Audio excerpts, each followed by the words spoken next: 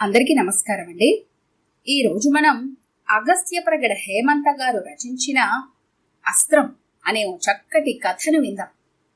ఇక కథలోకి వెళ్దాం. మీ సోంబాబు గారు ఏం చేశాడో తెలుసా?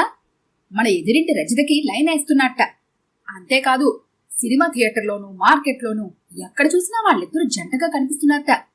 చూసిన వాళ్ళంతా చెవులు కొరుక్కుంటున్నారు. ఈ లెక్కన వాళ్ళ ప్రేమ ముదిరిపోయినట్టే. రేపో మాపో పాకాన పడబోతుందన్నమాట. చెబుతున్న మా ఆయన స్వరంలో తను పెద్ద గొప్ప విషయాన్ని కొనగొన్న ఆనందం ధ్వనిస్తుంటే విని ఆశ్చర్యపోవటం నా వంతైంది. ఆశ్చర్యం!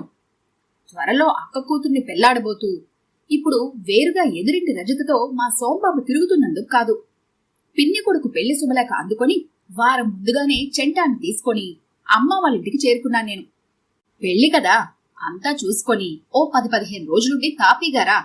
అంతే తప్ప నాకు తిండికి ఇబ్బంది అవుతుందని హడావిడి పడిపోయి పరిగెత్తుకు రాకు.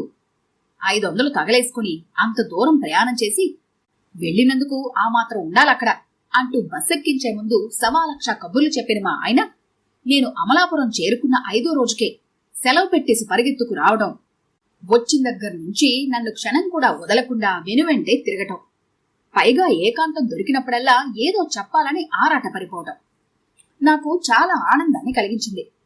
రాత్రి 8 కాకుండానే ఆయన మా తలుపులు బిడాయించేస్తుంటే ఈయన ప్రవర్తనకి అమ్మ వాళ్ళు ఏమనుకుంటారోనని సిగ్గుతో చితికిపోయాను.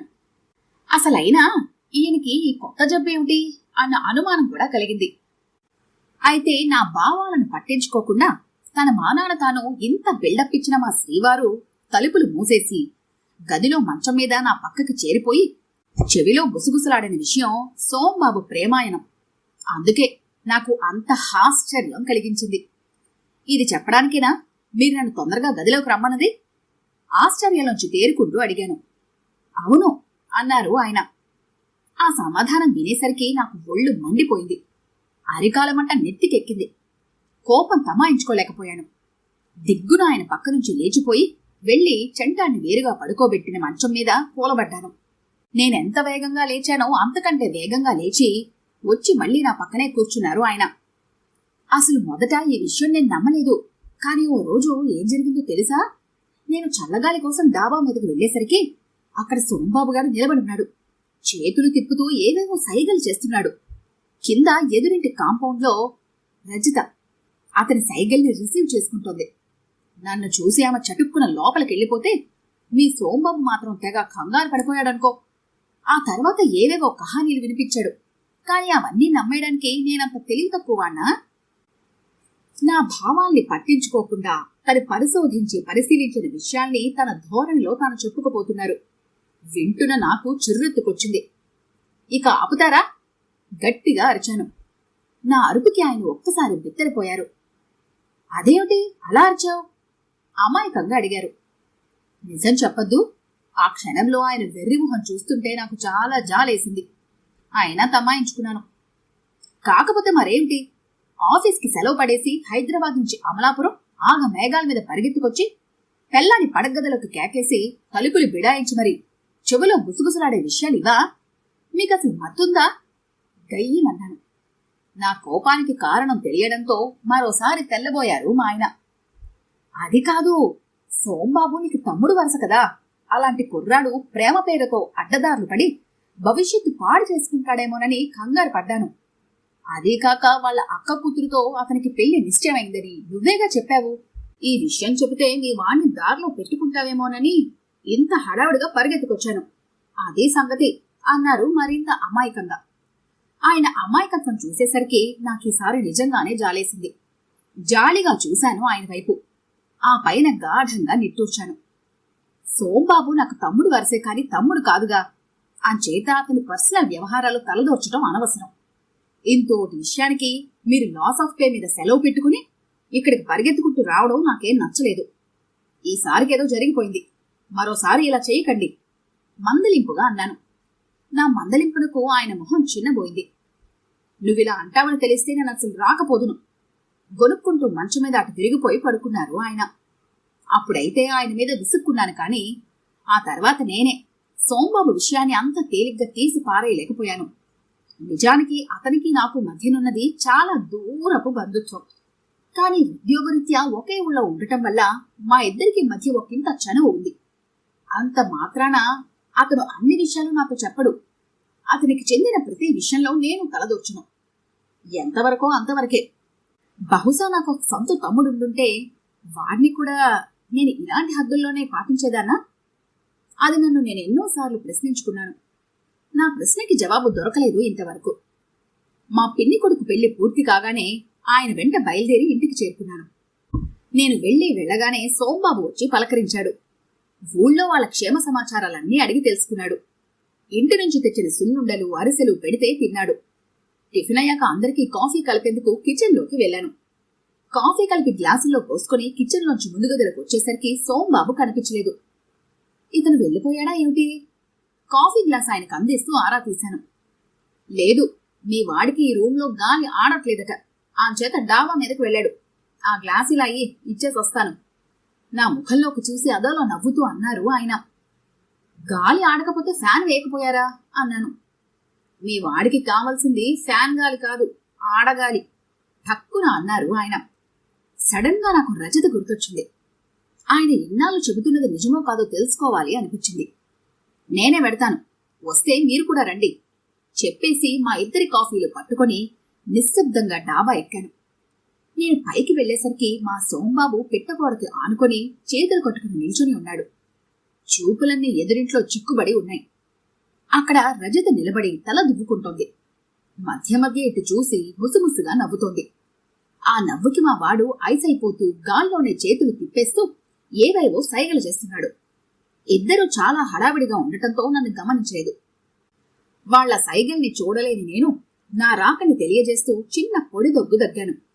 మా వాడు అదిరిపడి తిరిగాడు. అక్కడితో ఆగకుండా నన్ను చూసి అబ్బే ఏం లేదు అన్నట్టుగా ఓ వెర్రి నవ్వు నవ్వాడు. దానికి సమాధానంగా కాఫీ తెచ్చాను అన్నాను నేను. చటుక్కున నా చేతిలోంచి గ్లాసు లాగేసుకుని 2 గుక్కల్లో దాన్ని తాగేసి ఖాళీ గ్లాసు నా చేతిలో పెట్టేసి ఎవరో తరుముతున్నట్టు అక్కడి నుంచి వెళ్ళిపోయాడు. దొరికిపోయిన దొంగ కదా, అందుకే అలా పారిపోతున్నాడు అనిపించింది. గాఢంగా నిట్టూర్చి చల్లారిపోయిన కాఫీతో కిందకొచ్చేశాను. బహుశా మా వాడి నిర్వాకం కళ్ళార చూడటం వల్ల కాబోలు నా మనసంతా అదోలా అయిపోయింది. ఆ క్షణంలో నాకు హఠాత్తుగా సిగ్గులు గుర్తొచ్చింది. ఆమె సోంబాబుకి అక్క కూతురు, ఆ పైన కాబోయే భార్య. ఎర్రగా బుర్రగా బావుంటుంది. పైగా డిగ్రీ 2nd ఇయర్ చదువుతోంది కూడా. మరలాంటి సుబ్బుల్ని చేసుకోబోతూ కూడా మళ్ళీ అతను రజత వెంట ఎందుకు పడుతున్నాడో నాకు అస్సలు అర్థం కాలేదు.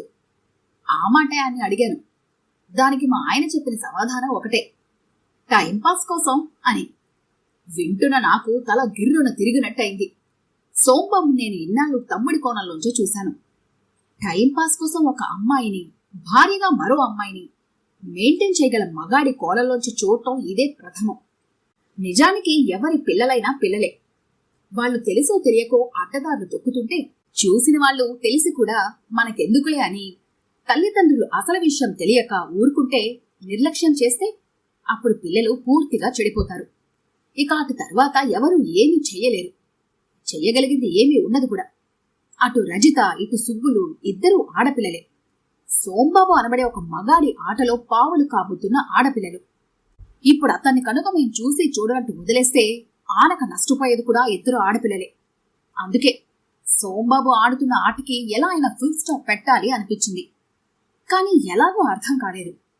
అలాగే రోజులు గడిచిపోతున్నాయి. రజిత సోంబాబుల సినిమాలు, షికార్లు ఎక్కువయ్యాయన్న వార్తలు ముమ్మరమయ్యాయి. సరిగ్గా అప్పుడొచ్చింది ఒక ఐడియా. ఇక ఆలోచించలేదు. నాకు వచ్చిన ఆలోచనే కాస్త అటు ఇటు మార్చి మా ఆయన చెవిన వేశాను. అది ఆ సాయంత్రానికి సోంబాబుకి చేరవేశారు ఆయన. అంతే, అది లగాయతు. సోంబాబు మళ్లీ మా సందులోకి అడుగు పెడితే ఒట్టు. రజిత పేరెత్తితేనే చాలు ఏదో పనున్నట్టుగా అక్కడి నుంచి పారిపోవడం ప్రారంభించాడు. జరిగిన దానికి నాకు చాలా ఆనందంగా అనిపించింది. ఆ రాత్రి ఆనందం పట్టలేక మా ఆయన ముందు అసలు నిజం బయట పెట్టేయాలని నిశ్చయించుకున్నాను. ఆయనొచ్చి మంచం మీద కూర్చోగానే పక్కన చేరిపోయాను. ఏమిటి సంగతి? నన్ను చూసి కళ్ళెగరేస్తూ అడిగారు. పాశుపతాస్త్రం ప్రయోగించి మా సోంబాబు గారిని పడగొట్టాను సంబరంగా అన్నాను. ఆయన నా వైపు అయోమయంగా చూశారు. అదే, వాడలా కాబోయే పెళ్ళాన్ని ఊళ్ళో పెట్టుకుని ఇక్కడ అవసరం కోసం, అనుభవం కోసం మరో అమాయకురాలి జీవితంతో ఆడుకోవడాన్ని చూసి సహించలేకపోయాను. 2 ఆడపిల్లల్ని మోసగించాలన్న ఉద్దేశంతో ఉన్న వాడికి బుద్ధి చెప్పాలన్న ఉద్దేశంతోనే రజిత, సోంబాబు కలిసి తిరగటం వాళ్ళన్నయ్య చూసినట్టు మరోసారి వాళ్ళిద్దరలా కలిసి తిరుగుతూ కనబడితే ఇద్దరిని రెడ్ హ్యాండెడ్ గా పట్టుకుని స్పాట్లో రజితతో సోముగాడి పెళ్లి జరిపించేస్తానని రజిత అన్నయ్య శపథం చేసినట్టు చెప్పాను. ఇదంతా నేను అల్లిన కట్టు కదా. అదంతా నిజమని నమ్మి సోముగాడు పారిపోవటం చూస్తుంటే మాత్రం నాకు చాలా ఆశ్చర్యంగా ఉంది. అనుభవానికి ఓ కన్నెపిల్ల కావాలి కాని ఆ పిల్లే పెళ్లికి పనికిరాదన్న వాడి మగబుద్ధి చూస్తుంటే నాకు చాలా అసహ్యం వేసింది. నిజంగా నా ప్లాను ఇంతగా సక్సెస్ అవుతుందో అనుకోలేదు అన్నాను. నా మాటలు వింటున్న మా ఆయన ముఖంలో ఆశ్చర్యం కదలాడింది. నిజమే, మన సోముగాడి వలలో పడి అప్పుడు జరగరానిది ఏమైనా జరిగితే ఆ రజిత ఏమయ్యేదో, ఆ తర్వాత అందుకు కారణమైన మనవాడు ఏ రకంగా ఎంత అల్లరి పాలయ్యేవాడో, అది విని వాడికి కాబోయే పెళ్ళం, అత్తమామలు ఎంత బాధపడేవారో. ఏదేమైనా ఒక్క అబద్ధం చెప్పి నువ్వు 3 జీవితాలను చక్కదిద్దగలిగావు. అందుకు సంతోషం, మెచ్చుకోలుగా అన్నారు ఆయన. ఆయనలా అంటుంటే నాకు సిగ్గు ముంచుకొచ్చింది. నా సిగ్గును చూడలేక కాబోలు మా బెడ్రూమ్లో లైట్ ఆరిపోయింది. ఈ కథ కనుక మీకు నచ్చినట్లయితే లైక్ చేయండి, షేర్ చేయండి. మరిన్ని ఇంట్రెస్టింగ్ కథల కోసం మా ఛానల్ని తప్పకుండా సబ్స్క్రైబ్ చేసుకోండి.